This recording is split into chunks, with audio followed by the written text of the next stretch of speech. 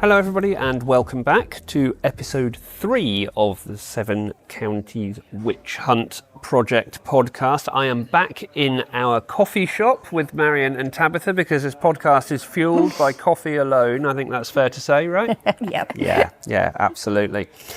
So for this episode, we're focusing on one of the topics which is probably in most people's minds one of the first that you jump to when you think about witch hunts and witchcraft and witch trials, and that is the subject of gender and witchcraft, because we all know that all witches were women, right? So we think. Yeah, exactly. Okay, that's it. That's all we need to say. There we go. There we go. Topic covered.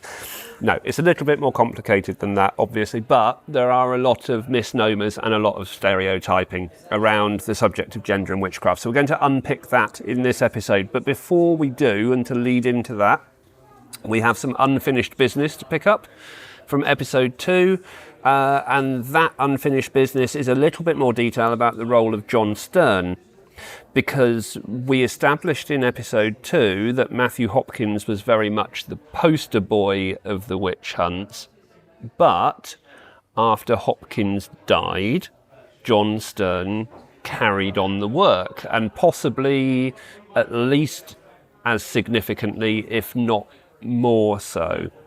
So can we just talk a little bit about the role that Stearne played in this moving forward past Matthew Hopkins? We can. So he's a middle-aged man. He's a lot older than Matthew Hopkins. And I think that is quite interesting in that if you see Hopkins as the driving force behind a lot of the questioning and a lot of the trials, I think you've also got to think about Stearne as an older man, perhaps less well-connected, a bit less gentlemanly, as being also a driving force too, because he could be a kind of mentor figure. He could be a kind of, in a sense, a sort of father figure to Hopkins in some ways, I think. So he occupies a sort of slightly different role than Hopkins does, but without him, the sense you get from reading the trial accounts is that this wouldn't have happened or wouldn't have happened in the same way as it did. Because Stearne is constantly coming up with suggestions like, oh, why don't we swim the suspects? You know, why don't we just chuck them into the river? And he starts off with this in Manningtree. So the very first cases of the witch hunt, he's very, very instrumental in putting forward helpful suggestions about how they might proceed with questioning the suspects. And he's also quite well connected in Manningtree itself. He's a Suffolk man, as Hopkins is, but he comes from a bit further away, Long Melford. Nevertheless, we know he's in a village called Bradfield, where the first suspect, Bess Clark, comes from. It's about 1644, because he witnesses a legal transaction there.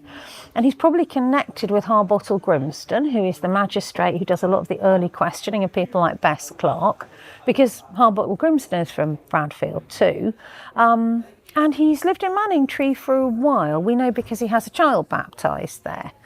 So he seems like he's kind of local by the time he gets going with the witch hunt, and that he's a really important figure. He's less noisy than Hopkins at the time, but we can kind of intuit that he's important. And then later on, he writes the longest account of the witch hunt that exists, and it's very detailed. It makes him come across as a deeply unpleasant man because he doesn't really care about the suspects at all, and sometimes he doesn't bother to tell us anything about them. Sometimes he even confesses he's forgotten what they confessed, which is astonishing. Is he as problematic as Hopkins? Because we all know the problematic nature of Matthew Hopkins and his approach to the witch hunts. Is that the same with John Stearne? I think it is. He does come across as a man deeply lacking in empathy.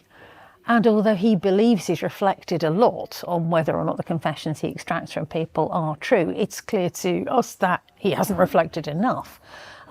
He's very self-righteous, and the book he writes at the end of this process, which he publishes in 1648, the year after Hopkins' book, is called A Confirmation and Discovery of Witchcraft, and it's very much about confirmation. It's very much, I was right. We were right to do all these terrible things to these people. They really were witches. So again, I think a deeply problematic individual and really important to the hunt. Is he also being driven by politics? Is he being driven by a desire for power?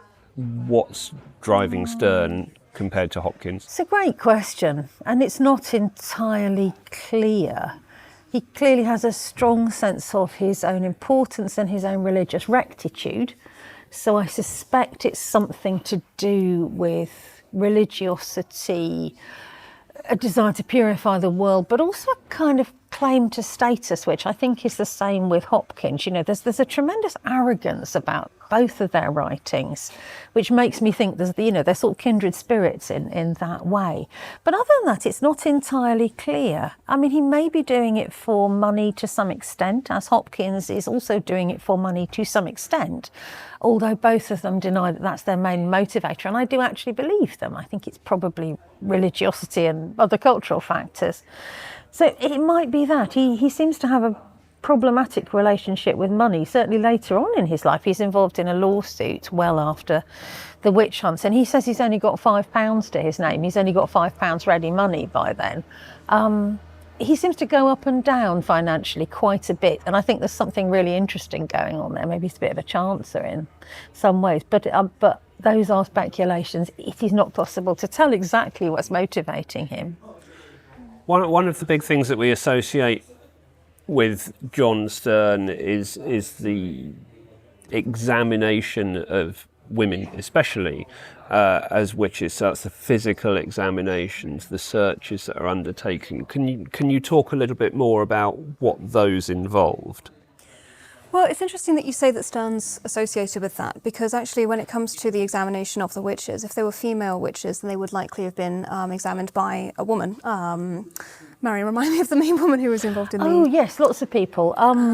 You know those people. Yes, absolutely. Mary Phillips, people like Mary yeah. Phillips. Yeah, and I feel like there was Avis Savory, I think was another one in Cambridge. There are a couple of main figures, and Hopkins and Stearne seem to take these women around with them to different places as well. And are these women who were previously involved in any kind of medical practice, midwives, people like that, or are these women who have just been told this is your role in the witch hunt? Again, it seems to be a variety. There are some that clearly have some midwifery experience, but others seem to be kind of just recruited from the local population, normally from slightly higher status families. They're normally kind of well connected through marriage to other people.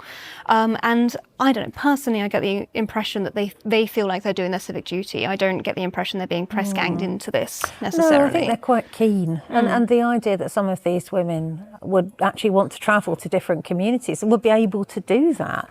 That's really interesting. I've always thought there's a novel there about the way in which, in a sense, it empowers those women. They get to go on this fantastic odyssey across Essex, Suffolk, and you know, questioning people along the way. So for them, this is probably rather a good experience. And it's easy to think of John Stearne and Matthew Hopkins as the two who are really just driven by this kind of, as you say, the kind of the religious arrogance that, you know, sort of seems to be coming through in their pamphlets.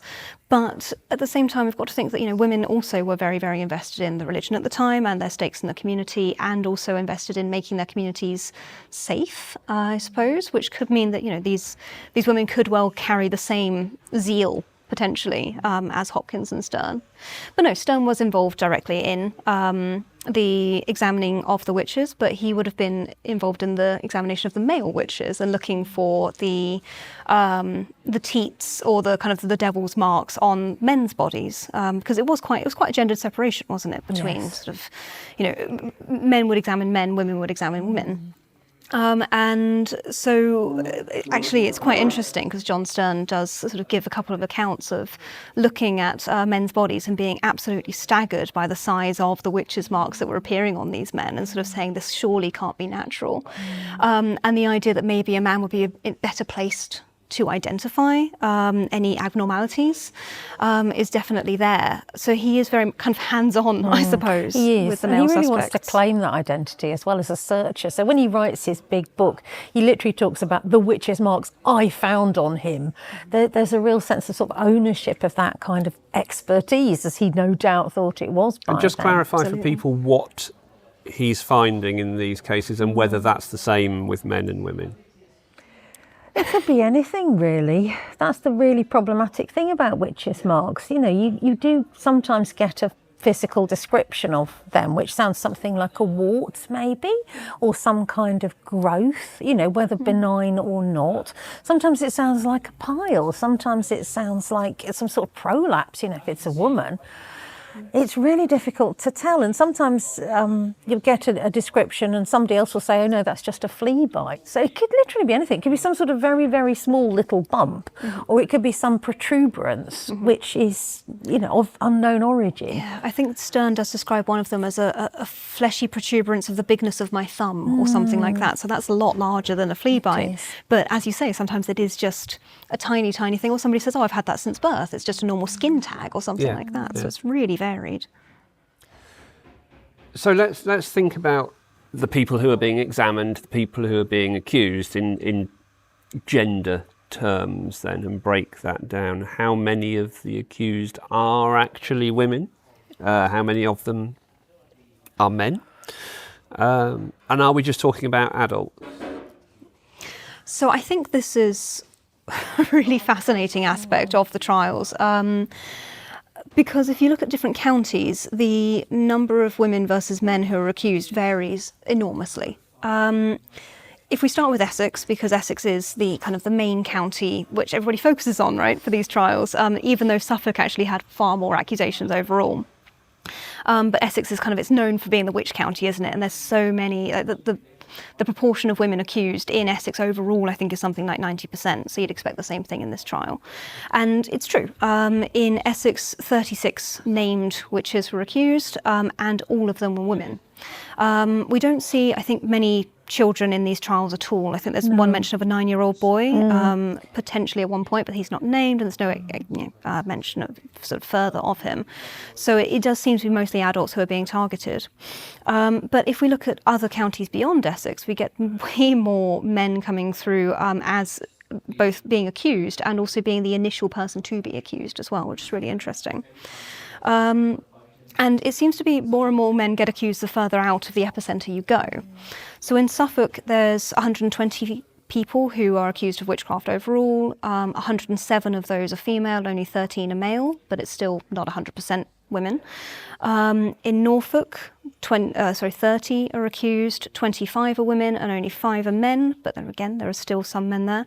In Cambridgeshire, it starts getting, the ratios start becoming a bit more equal. 19 identifiable accused, 12 were women, 7 were men.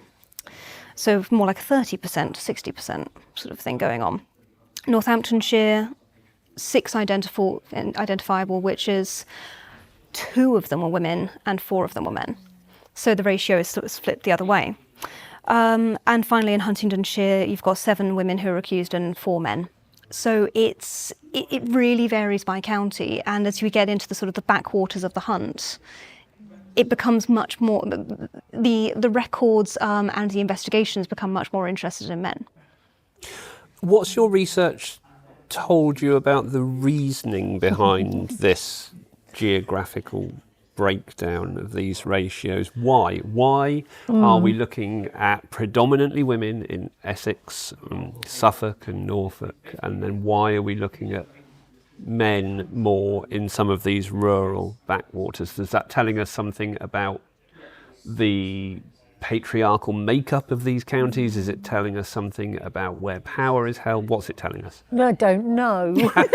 I knew you were going to say exactly. that. It's better to admit ignorance and let other people make up their own minds, isn't it? Because one day I think it might be possible to say a bit more about it, or we've done a bit more thinking. But I don't know. I don't know what it tells us. It seems random. And one of the sort of received wisdoms about witch hunts in England is, it's about 90% female, 10% male, which is at the higher end when you look across Europe. It's at the higher end of the predominance of women in the ratio. But it's really surprising to see that turned around in the Fenland counties and the Midland counties. And I don't know why it is. It could be something to do with who's reporting. So the thought I have had is that it could be something to do with who is reporting this. And this is predominantly Stearne, who's doing the Midland counties work in particular and saying, I searched him and I found the mark on him. I wonder if he's looking for male suspects more than Hopkins is. I mean, Hopkins seems very invested in the idea that witches are women, and so do some of his collaborators in Manningtree, people like the rector John Eads from Lawford, who, with Rebecca West, one of the younger suspects, actually originates this idea of it's all about sex with the devil. So once you've said that, because of the mindset of the time, you are primarily thinking about female suspects. And that's the narrative they're telling themselves in Essex. And, oh, look, 100% of the suspects are female. Isn't that interesting? But once you get onto the Midland counties, maybe Stearne isn't so invested in that narrative and he's looking for something else. I don't know. Maybe he's kind of looking for conflict with other men. Maybe that's... Or he's thinking about men as being, more educated, maybe having more access to magical thinking, magical learning. I don't know. Maybe John Lowes is a factor in this, the rector of Brandeston in Suffolk, who is questioned by Hopkins. Maybe he resets things. People start thinking, hang on, there can be male suspects, including educated male suspects, including a vicar. Maybe that's a tipping point. I honestly don't know. I think there's also that interesting factor here. When we look at continental witch trials, there's often a kind of argument, especially in the kind of the Alpine or the Germanic sort of big witch hunts that happened, that the suspects start off being female, and then as things spiral out of control and sort of the fear grips everybody, then you start getting more and more people accused at random, including sort of high status men. And I think I wanted to address that because I think it is quite an important theory, and you could apply it sort of kind of as a blunt instrument to these cases, but I don't think it actually fits here, because again these trials are happening over the course of 2 years, which is quite a short period of time. But when they enter new locations, then we are beginning to look at sort of a new witch hunt being initiated each time. So when Stearne arrives in Cambridgeshire and Huntingdonshire, it's not because he's not following leads from other witches who have confessed and named people in those counties. So the fact that you've got these male suspects turning up, I don't think is because of this sort of infectious sort of quality of the witch trial. I think it's more to do with either local concerns or, as you say, Marion, like John Stearne's own particular beliefs about this. My other theory, or thought about this, it's not really a theory, is that if you look at other major witch trials in England, for example, the ones that happen in Lancashire, you do often have male suspects as well. So maybe Essex is the anomaly here. Maybe that is the extremely misogynistic county. I know. And that has skewed the rest of our data for the rest of the country. I know, imagine. Because Essex records are so well preserved and they're so accessible. Essex Record Office makes them accessible to everybody. Hello, Essex Record Office. Maybe they've actually skewed the picture, as you say. So we actually do think, oh, hang on, 100% are women. And maybe that's influenced the whole historiography of witchcraft in England because of that, spectacular record collection. And then when you look at places that are less well documented, you find actually it's a lot more equal. And in some cases, it even tips over the other way. Imagine. Yeah. It's fascinating. It is fascinating. And it just draws attention, doesn't it, to the importance of archival research in these collections, to actually pick away everything that you can do and challenge the received story, which is based on the most accessible records. And actually what you need is the least accessible records, which might tell you a bit more. Yes. So there is this suggestion that mass hysteria, for want of a better term, has an involvement here then. So it starts off with a female focus, and then people are driven to look further afield and go, oh no, you're a witch and you're a witch and that guy over there is a witch, and then it spreads out. But to what extent across the 7 counties is there evidence for that kind of mass hysteria approach to the witch hunts? I think probably, as you were saying, the best evidence is from Suffolk, where things really do go absolutely crazy. The idea that you've got over 120 suspects is astonishing. I mean, Suffolk's a big county, but that's still an enormous number of people. And we know that the jails absolutely overflow in Bury, St Edmunds and Ipswich. We've got notes from the jailers actually requesting more supplies, more funding to keep all of these people. They just don't know what to do with them. And the judges who actually run the big witch trial in 1645 in Bury, get a special commission, which is a sort of emergency commission almost, because they've just got so many suspects and nobody knows what to do. And they get 2 clergymen in on the panel of assize judges, which is really unusual. So it's obvious that there's something very anomalous and different is going on, and it does feel panicky. That feels a lot more like panic than, say, some of the other hunts, which seem a lot more sort of almost plodding and rational and everyday, even the Essex one. So I think there is quite a good case for saying actually Suffolk is witch county rather than Essex. And if you want to see a witch panic or a witch craze, or some of those words that people use to suggest irrational states or a kind of, mass phenomenon, you'd actually want to look at Suffolk really rather than some of the other places. So you've got 120 suspects in Suffolk. Who's making that number of accusations? Are these sort of high-level accusations from people who hold the power in this area, or are they neighbours going, oh, my child's fallen ill, I reckon her next door was responsible because... It seems quite community-based. So the best evidence we've got from Suffolk is a manuscript in the British Library, which details the stories of most of these suspects across 31 different communities. So this is very, very widespread. And we know Hopkins and Stearne visited some of those communities because they describe them in their books, or they are mentioned in the records, particularly Hopkins. So we know they were involved in some of those accusations, but there's a whole host of other names. And in some cases, they're not mentioned at all. So I think this is a proper community-based, kind of bottom-up, if you like, witch hunt. And the people involved where I've been able to identify them so far have very often been church wardens.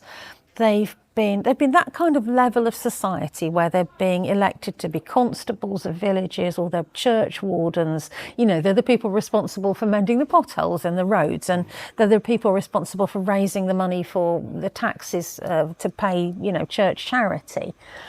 And there's a real homogeneity about some of those communities of people. You look at the list and everybody is a church warden. And the communities seem to be generating accusations in this way for themselves. They're mostly being processed by or raised by these men. And of course, they're men because of the offices that they hold. Women can't hold those offices. And then you've got some female searchers who are sometimes the wives of those men. So it feels like there's something going on there where there's very much a kind of class of person who is making the accusations. They're not professionally witch hunters, they're not the Hopkins and Stearnes of this world. They're not the poorest people, they're the people in the middle. There's kind of general acceptance in modern times, maybe fairly, maybe unfairly, that people who hold positions on local councils or get involved with local community organisations tend to often have an inflated sense of self-importance within the community. There's this perhaps, I don't want to tar everybody with the same brush, but it's a general feeling amongst kind of local councillors and things like that, right? I will be writing a letter of complaint about that. Yes, hello parish councillor. To your local councillor, Of course, yeah. who will be full of their own, yeah, okay. Was it ever thus though? Do the records suggest that has always been the case, or can we just not tell? Yes, I think the stereotype does hold. Yeah, these look like people who do have a sense of their own importance. And I think particularly in the circumstances of the parliamentarian takeover, essentially, of Essex and Suffolk, it feels like those people are newly empowered. They might not have been able to have quite the sway that they had later on in that period under the previous government. That would be mostly magistrates, it would be assize judges, it would be people appointed by the king, essentially. It feels like there's a sort of community upswelling of people who are, if you like, sort of community activists who are in positions of very localised power.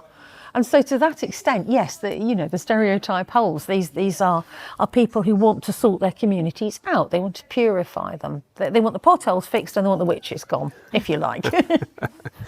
Okay, let's move on a little bit from the accusations then to the trials themselves. Remembering that we are supposed to be focusing predominantly on gender for this discussion that hasn't gone off tangentially at all, like none of the others have, obviously. How important is gender when we look at the trials, the way the trials are made up, how those proceedings are carried out, and then after that, the decisions that are made? Oh, I mean, personally, I think it's very hard to tell sometimes. It seems... Well, from the counties that I've looked at, mostly the men in Cambridgeshire and Huntingdonshire, I've been really interested in sort of how they are portrayed and how they're treated compared to the women.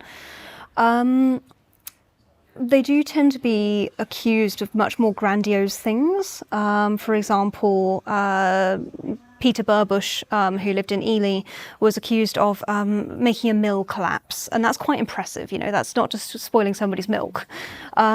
So I think that generally things that are sort of attacks on more structural items seems to be much more of a masculine style of witchcraft in these cases. Whereas, women tend to be accused a little bit more of sort of murdering children and sort of driving other women crazy and sort of that kind of thing, or infesting them with demons. So there is a kind of gendered split in terms of the expectations of what witches will do. In terms of outcome, it's really hard to say, partly because we don't really have all the data about whether somebody was actually condemned of witchcraft and then actually went forward to be executed, both for the men and the women in the counties I look at. Quite a few do get taken forward to trial, but also quite a few are acquitted. For example, John and Bridget Bonham, who I spoke about in previous episodes, they are both acquitted of witchcraft, and I don't think it's because Bridget is protected by the fact that she's married to John, because John is actually the one who's more vehemently suspected of witchcraft. So I'm not sure that gender necessarily protects anybody, but I'm not sure it condemns them either in some of the cases, which is very bizarre. You expect it to be much more closely linked, but it's just very messy, really. It is very messy. I think one of the things the project's turned up, which is in a sense not a surprise, but it's just how messy everything is. How big theories do often break down when you come to a specific case and you have to account for it in whichever way you can best do. I do think gender is really important though. I spent like 30 years listening to people saying, no, it's a load of other factors. It's economics, it's this, that and the other. And of course, all those things are extremely important. But when you see a crime where 90 to 100% of the suspects are female, of course it's important to pay attention to gender and try to say something about it. So I think on the one hand, the project suggests that it's absolutely not the determinant, it's not everything, but it does also suggest that it's hugely important and that in any study it has to be addressed. So the discrimination for gender then, there are other factors involved, as you say, and some of those are potentially quite significant factors as well. So religion, for example, and also the social standing, the class that people are sitting in, those have to sit equally alongside the gender of the accused? I think that would be fair, yes. Because again, it's about predominance, isn't it? It's about how far you see a particular type of individual represented. So, say the churchwardens that I was talking about just now. Of course, that position does involve gender because women can't hold those roles. But once you factor that in, you also have to start thinking about what's the economic status of these people, what's their social status, what are their family connections. So I think that is really important. And when you look at religion, it's harder because people don't write down, I am a Presbyterian or I'm an independent. So you can't actually tell. All you can go on is the self-descriptions that they do offer and the kind of language they use. and, if you like, the presupposition that some of these people are in the roles they are, say churchwardens, for instance, because they have strong views of some kind on religion, which as you move further and further into the parliamentarian period are much more likely to be, say, Presbyterian. They're kind of in the role of elders almost in the church, rather than just simply people who pass the plate around at the end of the service. They're probably making more decisions than they would have made in the past about stuff like doctrine and rites. So you can, to some extent, say that you can comment on what kind of people they're likely to be, but it's really hard to point to a particular individual and say, I don't know, Thomas Fisher of Framlingham, he's definitely a insert name of, particular sectarian position. And people have tried, and I think tried rightly to do that. And Peter Elmer, who we talked about in previous episodes, has gone the furthest towards identifying specific religious positions that people might have held. But because of the range of suspects you're dealing with, the range of accusers you're dealing with, rather, it's really difficult to be specific. So once again, the project has turned up a lot of don't know. But I think it's worth paying attention to the don't know. I think also another factor we could throw in there is age, which has been something that's been very hard to sort of track down in a lot of cases. But this project has given us more of an opportunity to do that, and I think that's very much still work that we're doing about how old people were when they were accused, but also how old their accusers were as well. Because I think we can talk about gender conflict, we can talk about class conflict, and I think we should also be thinking about generational conflict to an extent. Obviously, there is the stereotype of mostly older people being accused of witchcraft, and that's definitely featured in this witch hunt. But it definitely doesn't apply to everybody. Quite a few people are in their sort of middling years. Some of them are quite young, sort of not children, but sort of in their kind of 30s maybe. And then you've got sort of people who are in quite advanced years as well. So you do have this whole range. So thinking about who is accusing these people and at what stage of their lives, I think is quite interesting, because sometimes it's the same generations accusing each other, and sometimes it's an intergenerational conflict, and there's a lot more work I think that we need to do on that, because presumably there is a clash of ideas along age lines as well, and that might sort of tie into sort of memories of previous iterations of the church, or previous memories of witch trials that happened in the past as well, and that will all be informing different people's ideas of how witches are manifesting and how religious nonconformity is manifesting in the communities. Yeah, that's really important, and it's such a modern theme as well, the idea of intergenerational justice or injustice.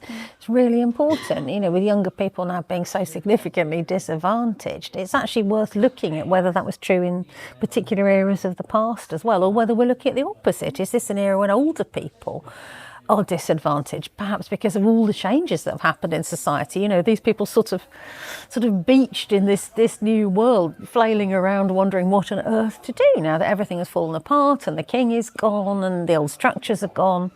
How do they feel about it? Yeah, I mean, some of these people, both accused and accusers, would have been born in the Elizabethan period, and that's so different to what they're being confronted with now. Yeah, that must be now, by now I mean 1640s. Because now we live in the 1640s, yes, because that's where we've been for the past 3 years. Okay, so you put a modern element into it there, and that's a really nice segue into a couple of things that I want to cover to just wrap up this topic and this episode. One of those is our modern views of gender and gendering. Times have changed, people's views have changed significantly since the 1640s. Does that allow us to read these documents, go into these archives and look at this information in a more informed way, or just with a different slant? And is our modern view of gendering changing the way that we look at the information that's recorded in the 1640s?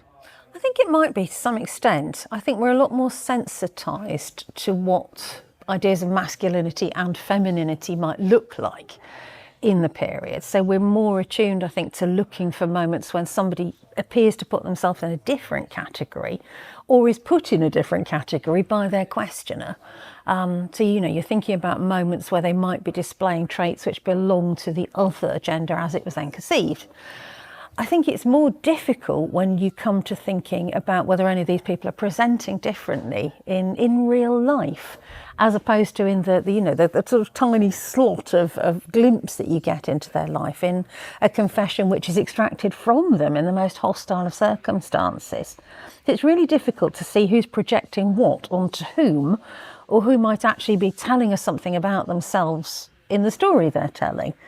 And that's the difficult bit. That's the bit where our modern perceptions don't seem to be as useful as they might be if we had something a bit clearer.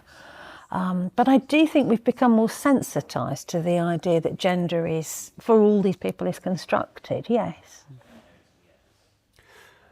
Finally, putting the focus very firmly onto the Seven Counties project itself, what are your takeaways from the research into this particular aspect of the topic? What's it taught you that you perhaps hadn't considered, didn't know before?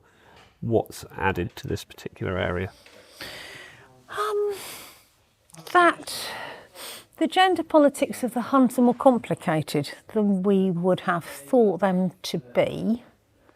That this insight in itself is complicated by the nature of the sources. And therefore that the whole thing is perhaps more opaque than we would want it to be. But for me, nevertheless, it has confirmed that the role of women as suspects in this hunt is something that should be front and centre over and over again, because you can't ignore a statistic like 90 to 100%. And I just think we need to keep reiterating that, because I still think there is a tendency to push back against that. Historiography has shown us over the years that no matter how enlightened and inclusive people might be, there is still a tendency to push back against the idea that this is all about gender, because that's what feminists thought in the 1980s, And I think it's always important to keep saying that gender is really central to this. Yeah, I completely agree with you. I think it is a really important factor, and as I don't know, I found it quite difficult because I've been looking at these outer counties where you do have far more men being represented, and I think if I spent the last 3 years looking at Essex, and I would have a very different view on these hunts than I do looking at Cambridgeshire, where I'm going, oh wow, this man who was surrounded by women, he was married, he had three children, he had 3 daughters. He was the only one in his family who was accused of witchcraft. What's going on there? I've been obsessing with those cases, so it has very much skewed my view of this. And I think that's important. I think that gender is such an important factor, but also so is location, and so are individual beliefs and life experiences in terms of who is accused in each individual community. So it's a really difficult balancing act. This is definitely not the last time we're going to be thinking about this question. Excellent. Thank you both very much. In the next episode, we'll be turning our attention to the families of those accused, and also possibly to some of the more spectral members of those families.